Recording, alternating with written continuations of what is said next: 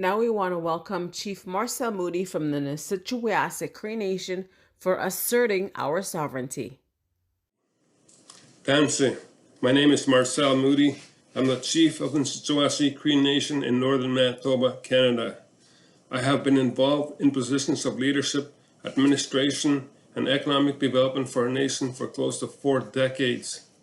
Before specifically addressing the topic of digital sovereignty, I want to tell you a little bit about the history of our nation and our journey to reclaim our sovereignty, a journey that is still underway and will take time to undo the damaging legacy of so many different aspects of colonization. Our nation has a population of close to 5,300. Approximately 65% of our people live in our home community of Nelson House on Footprint Lake. The majority of our population is under the age of 35. And Tuskanen has been the ancestral homeland of our people for well over 10,000 years. We are signatories to Treaty 5, and like so many other Indigenous peoples around the world, we have not seen the benefits that were promised. Our lands, resources, and waterways have been exploited for mining, forestry, and hydroelectric power for many years.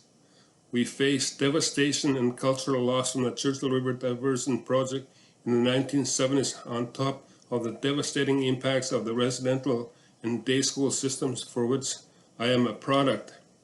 For years, we were 100% dependent on government policies and funding. In the late 1980s, one of our nation's first acts on the road to reclaiming our Tipidimisuan sovereignty was taking control of our school system. This has not been an easy task given chronic underfunding of Indigenous education systems for decades, but we are making progress, particularly in areas of land-based curriculum taught by our Kehitiatisak, our elders. In the 1990s, our nation decided to enter into negotiations to resolve most of our claims related to hydro development. This agreement, signed in 1996, helped to create a foundation for rebuilding our nation. By 1998, we further asserted our sovereignty by removing ourselves from the Indian Act and developing our own electoral processes, which we have used successfully since that time. We also began investing in various business ventures, hotels, grocery stores, gas stations, lumber and hardware stores, construction companies, a partnership in the Wasquatam Hydro Project with Tuskanen, and a cannabis store. In 2017, after years of trying to get the federal government to approve the conversion of the lands in the city of Thompson, our nation also decided to utilize the land code process under the First Nations Land Management Act. The same year, our nation also ratified our own constitution with us Swiwin. These documents establish processes for further enactment of our own laws. Since our Constitution came into effect in April 2018, we have approved and are considering more laws than we did in over 150 years of operating under the Indian Act. These laws have been crucial for helping manage the challenges that have arisen during the pandemic. We have been on a long and difficult governance journey. Our ancestors never gave up the right to govern ourselves or to determine the future of our nation. We have taken some major steps to reclaim and reform our governance systems and build an economically diverse investment portfolio. We are trying to build a stable economic future for our nation. While we're not all the way there yet, this pandemic has really demonstrated how important it is to continue asserting our sovereignty. Nation-building principles NCN tries to use, although not always successful. Asserting sovereignty in practical ways is essential to develop a strong and healthy nation. We just can't continue waiting for the other levels of government to come to the table. We need to get on with this task and defend our actions if that becomes necessary. Building effective, capable governing institutions is critical to being able to actively pursue an agenda based on sovereignty and self-determination. Developing culturally appropriate institutions that are seen as legitimate by the people and which can get the modern job done are also important. For example, we are currently working on restoring, reinventing our justice system using our customary laws, which are primarily responsibly based in our kinship relationship, with the hope that over time we can build a justice system that will actually work for our people. Strategic orientation, where the focus is proactive, with long-term thinking rather than short-term reactive thinking, is also critical. Of course, this has been a major challenge during the pandemic, but my colleagues and I believe that the steps our nation took in the past have helped us during this pandemic, as we had laws and processes to deal with the necessary restrictions and lockdowns. Our business also helped to address issues of food security and getting supplies to our people and to other neighboring communities. A further critical principle is that leadership must focus on putting in place institutional and strategic foundations for sustained development and enhanced community welfare. I have learned over many years how difficult it is to overcome the legacy of the Indian Act. It is one of the reasons I strongly believe that sharing ideas with other First Nations is critically important, as we can all benefit from our learned experiences. Considerations in relation to asserting digital sovereignty, control of our lands, resources, and our economy are central to restoring our sovereignty.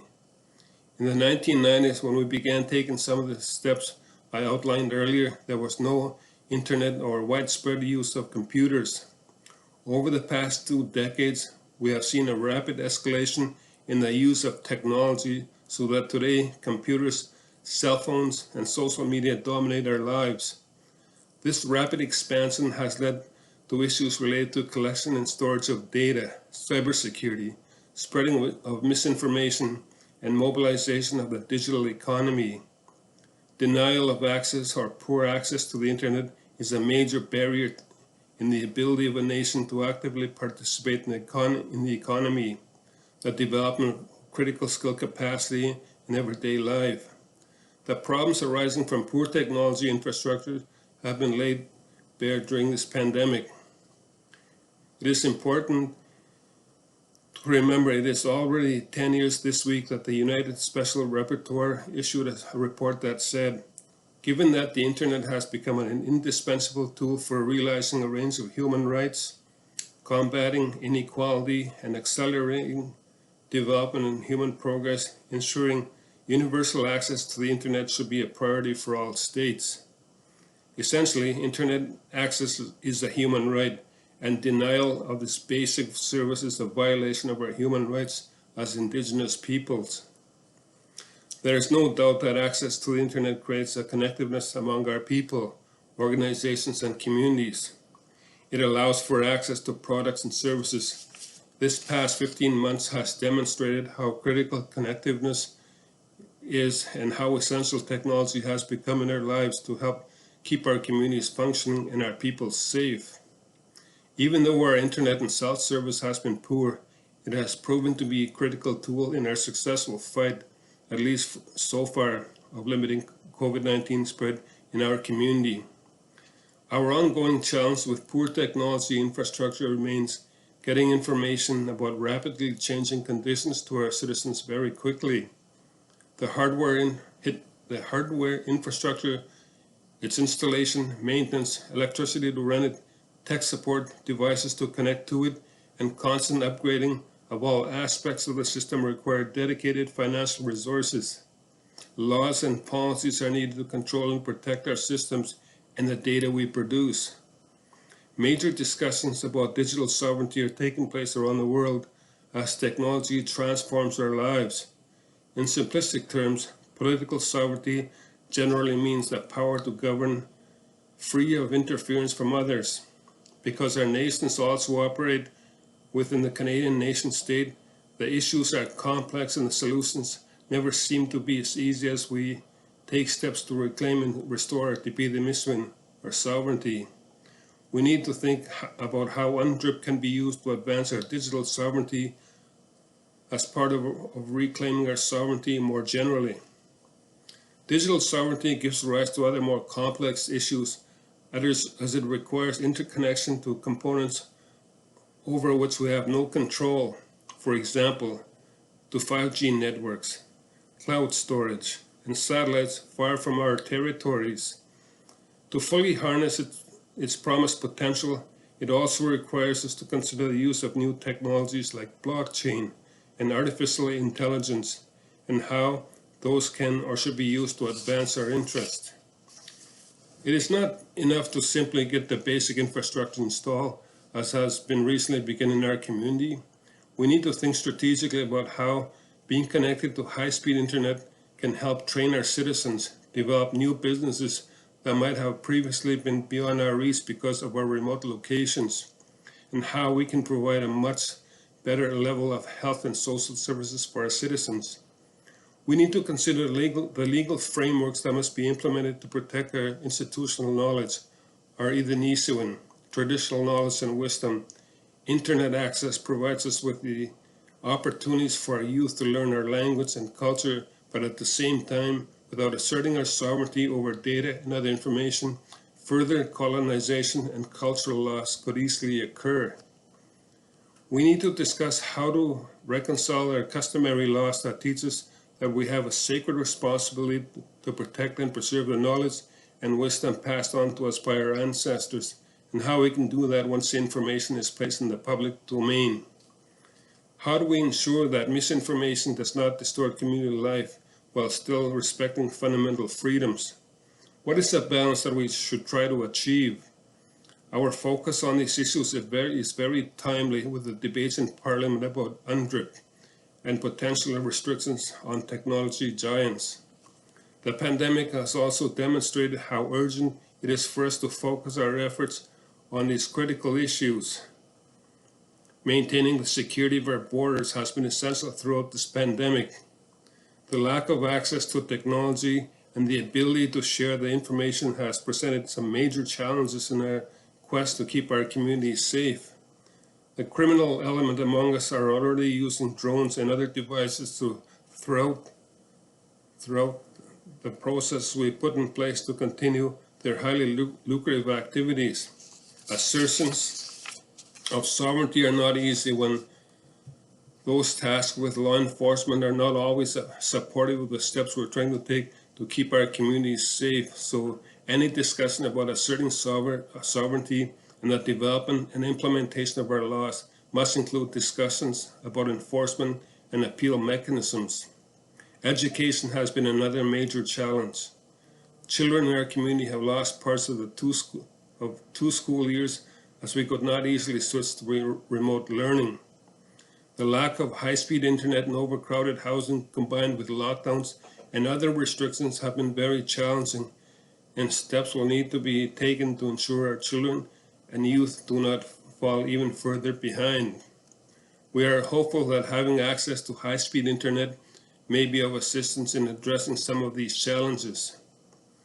Vaccine hesitancy is another challenge because of the misinformation that is spread on the internet. This requires more communication, expense, and possible litigation to counter the misinformation or to uphold the procedures put in place. For example, the use of vaccine certificates, which we have recently introduced as another step in our assertion of our sovereignty. Our goal is to have our entire community connected to high-speed internet by this fall. We want to expand the development of homegrown talent, not only in relation to tech support, but also in other areas. From the pandemic, we have learned how challenging isolation is for people, and we know the negative impacts will be with us for some time to come. We need to consider how we can use the internet to assist our citizens overcome some of these challenges to avoid further long-term impacts from the pandemic. We need a strategic plan that ensures we're building our digital infrastructure for the future, not simply catching up to where other communities were 10 or 20 years ago. We know that households usually want more service, not less, once they're connected. Planning for the future by using some of the lessons we have learned the hard way during this pandemic is essential. One of the most important lessons I have learned is that without having taken steps over the past decade to assert our sovereignty and put our own legal and institutional frameworks in place, it would have been much harder to have taken the actions necessary to keep our communities safe and healthy during this pandemic.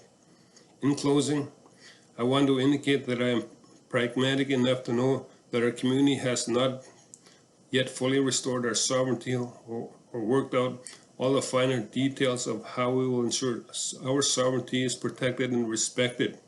But I am confident we will continue to take steps to move our nation forward.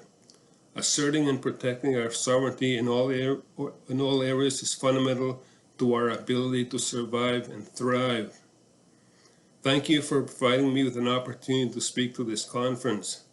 I look forward to sharing ideas about how we can further assert and protect our sovereignty as we move past this pandemic. Igo sane.